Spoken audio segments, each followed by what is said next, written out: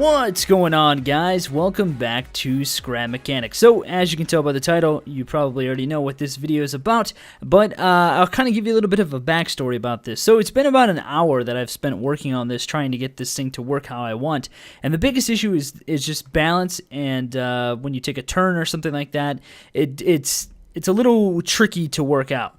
And from what I can tell, I don't know how else to make this so it works better than this, but this is essentially the design over here.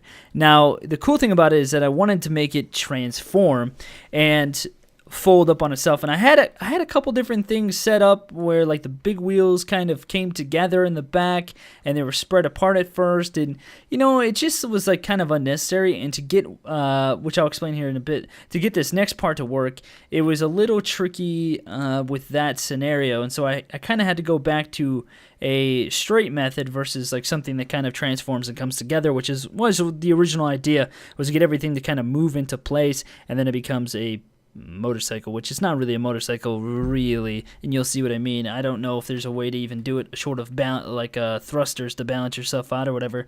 And then just some different transforming type of deal, and then some weight balancing issues, and but I think I got it working quite well. And so when you hop into it, the first thing you can do is unfold the front part, and then when you hit 1, it folds out like that.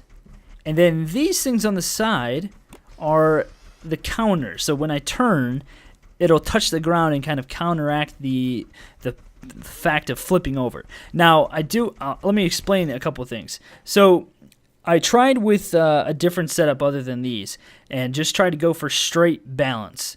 Well, nothing I do could get it to actually balance out. Then I did try to do a counterweight, where if I turned this way, the weight would turn the other way and try to balance me out that way. But the issue with that is that I couldn't get it to work. But I do think probably the best way to do that would be to put like a bearing here or something, and then add some weight on this side, and then when you turn one direction, it would turn the opposite direction to kind of balance you out. But the thing is that once you straighten back out, the weight doesn't shift fast enough, and so you just flip the other way. And so this was the most effective method that I could find to getting it to work. And obviously you can tell it's not really it doesn't really look like a motorcycle. I mean, it's the furthest thing from it, in my opinion. It kind of has a good look to it, but you know, it doesn't do justice to what I was kind of going for. So it drives very, very well. It's able to turn even. Not the greatest, but I did find that the turning had something to do with how much power was given to the front. And so I think I have the front wheels at like a 4 power on one engine and the back wheels on 2 or 3 or something like that. And that way I still have a little bit of forward momentum, but also it has enough power to turn, which is interesting because when I lowered it down, I wasn't able to turn quite well. Now the only problem with these arms is that if I hit a hill, I'll get snagged on it. So let me just show you. I go up. Well, I guess it didn't do it that time. If I go up and over a shallow hill, let me see if I can find one. It can get caught on the back, but maybe I am. Oh, actually, I think I might have improved the design because I changed the angle at which the arms come out, and it seems to be working a lot better than what it was at first. And so you can see it's touching the ground right there when I turn.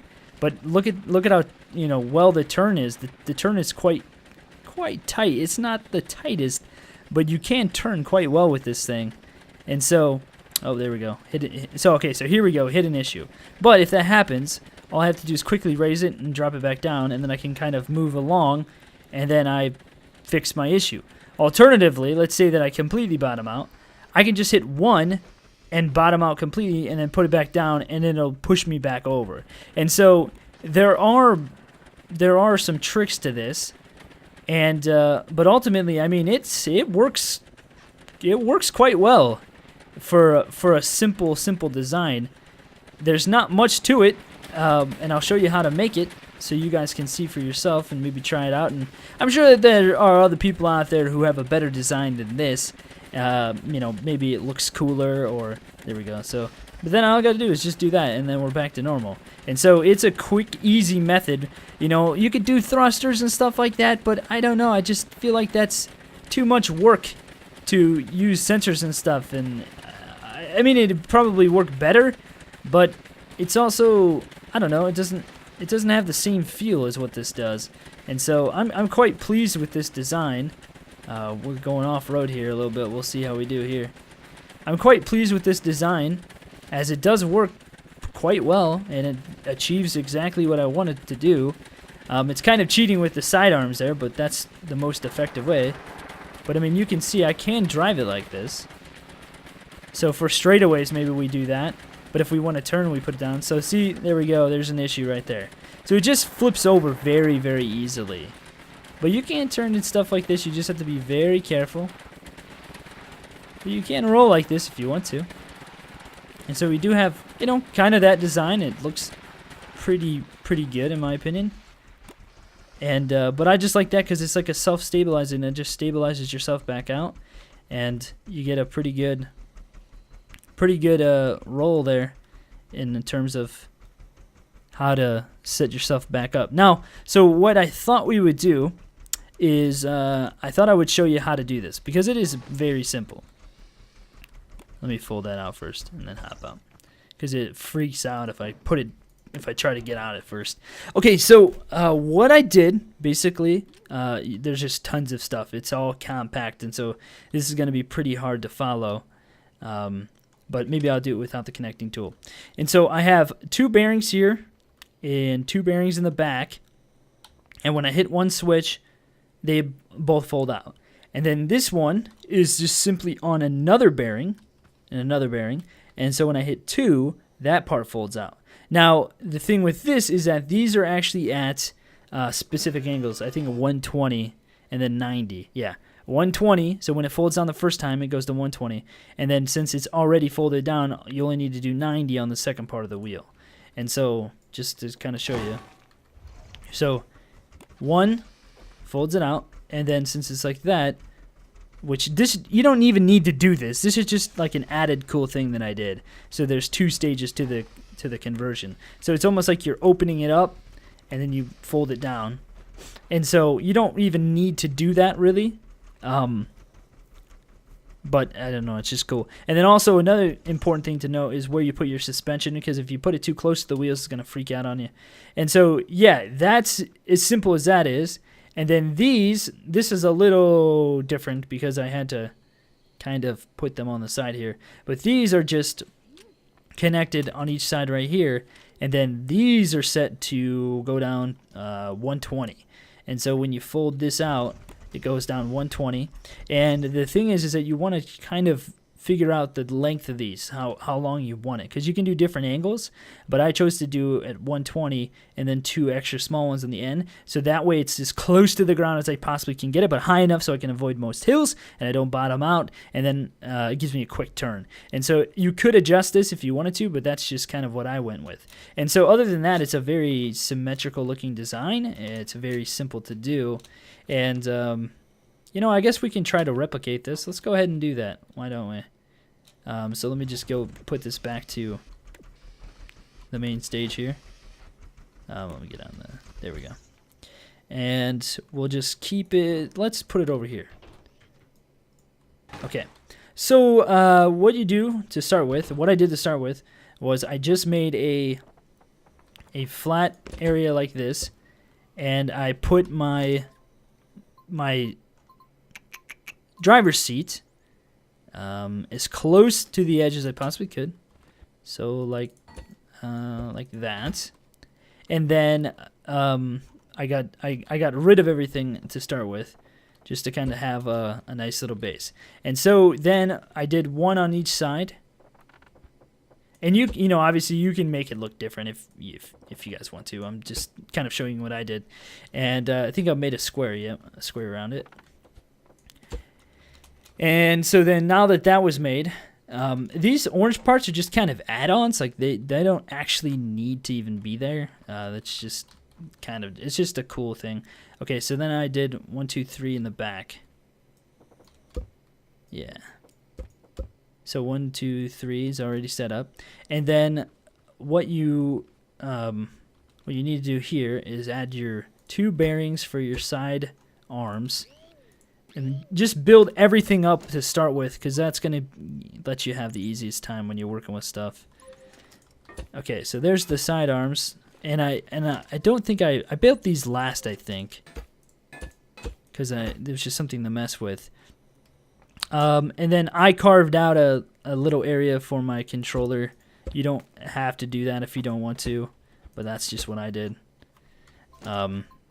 Just to hide it. And I was going to try to go for a compact hidden design, but it didn't work out. That's kind of what I've been trying to do, is have compact hidden stuff more so lately. Okay, so then this is very important, having these wheels high enough so they don't hit your driver's seat here. And so it's pretty simple. All you do is just put your 2 bearings down here, and then let's just get all of these out, and then have it come out 1. It's 1, right? Yeah, 1. And then just build everything up in the upward position to start with, so it's the easiest. So it's easy to work with. I think I just said that actually. I'm just repeating myself now. And then I did 2. Whoops. And then just put down your, and then your big wheels. Make sure you put your bearings on, and it is important to power these. Actually, did I go over 1? What did I do here? I think I built these out more.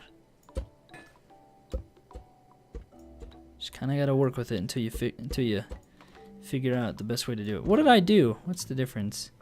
So that arm is actually lined up with that arm. Oh, it's one more out. Yeah, okay. Whoops, my bad.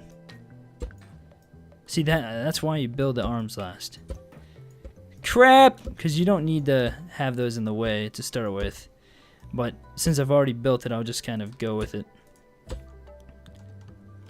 And then I have to just completely bring all this stuff back out, man.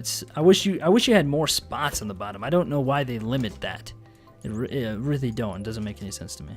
There's really no need to. I mean, maybe in like the campaign type of survival stuff, but like, what's the point of doing it right now when you're in creative? Give us like 15 spots down there. Or even more than that. This is why you need your seat out, so you don't have to jump like an idiot. Yeah. Don't want to mess it up. Gotta get it perfect. Okay. So, freaking bearings. All right, here we go. And then it should be good. Oh, we need our concrete block. Just get rid of the switch for now. We don't need that. All right, at the moment. Yeah, there we go. And then these go up. There we go, there we go, there we go. Do I have 2 spots in the back here? Just 1. Something's already messed up. It shouldn't actually matter, okay? It shouldn't matter. It shouldn't matter. It should be totally fine. You get the idea. It's gonna work. We've got it going how we want it to go. Okay, so this is the kind of the weird part. You gotta have them come together, and it doesn't work perfectly, and so you kind of have to work with what you got in terms of like your wheels. Yeah, I went out 1. Okay. Because the wheels are off like barely like a pixel, but it really messes everything up. It's crazy how messed up things can get as a result. And then where do I have my second bearings at? Oh, I need my turning ones. Yeah. It's gotta be able to turn, you know? And so you can actually put these down at the very bottom, like right by the wheels if you want to. I just chose to do it right here. But like it doesn't really matter. You get the same movement no matter what you do. So you don't need to actually do this. Okay, and then I had this right here. Oh crap. I didn't mean to get rid of that. and then I had a block, and then this came out and over, so like that. So it comes out 1 for this design. Okay, guys, for my design, that's what happens. And then it was just a matter of, how many did I do? I think I had like, it's got to come together for the wheels. I had like a couple different designs set up at first for this, and then I think I went back to kind of the curly gray things, because there are different ways you can do this. Yeah, that's it. That's it right there.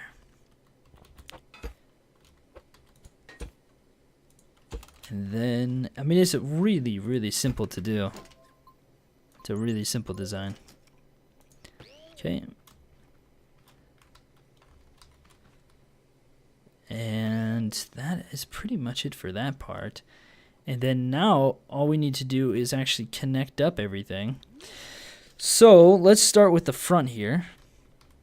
Let's set up our driving. Okay, and then let's have this part in the front here. These to the front. These to the front. And so we want it to fold out on blue. Blue, blue. So let's see, 120, 120, 90, 90. And then kind of what I do in my process of how I do things is I will put down my switches and everything first, connect everything up, and then drop the lift and then test it. Okay, so that wasn't not a 2-stage, so we need to remember to do the 2-stage. Now, I think I would, oh, see, that's what it does if you don't do it right. I think actually what I would like to do is set 3 and 4 to be delayed instead of on a whole nother controller. So let's just do it delayed. And then we get one fluid motion from one switch. Yeah, there we go. Yeah, that's cool. That's cool. Okay, so then let's go ahead and set these up. And so blue, and what do we have this set to?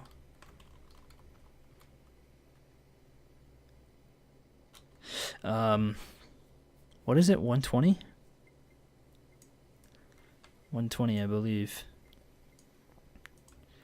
And so then we need to connect this up to another switch. Okay, there we go with that. And then last but not least, we just need to hook these up to this one. Oh, le crap! Le crap! It's happening. Oh no! Okay, and so then we need this to go. What is it? What did I do? Did I just do 90? I can't remember. It shouldn't make a difference back here in the back with how this is set up. Oh, actually, no. This needs to be connected to switch 1. Yeah. So now if we hit 1, there's a 2-stage, and there's a second. So we kind of simplified it. Okay, so that is the bare bones right there. And now what we need to do is add in our engines. And you can make it look cool if you want. And I think I did 3 in the back. Gotta connect these up first. I always forget to do it. Well, I don't always forget, but it happens sometimes, and then you're in trouble having to go chase down your vehicle. That's why you gotta have your lift handy. And then I think I had these on 4. This on 4. Okay. So that is the basic design right there. And then everything else was just kind of like for looks. So that's how I made it. Pretty simple. Not a whole lot to it. Of course, we have the turning freaking backwards like always. And I'd be interested to know if you guys can get this same type of design to work with like a counterbalance or something like that. I think that's why I had it on 2-stage, so I can get out of it without having to do that. So I can just leave it like this if I wanted to. Yeah, let me know if you guys can figure out how to get this to work with like a counterbalance or something. If there's another way you guys think would be more effective for getting it so if it started to like turn, it wouldn't like flip over or something. Yeah, just let me know what you guys think. What are your thoughts about this? Hope you guys liked the video. If you did, click that thumbs up button below. Feel free to subscribe if you're new to the channel. And I'll see you guys in the next one.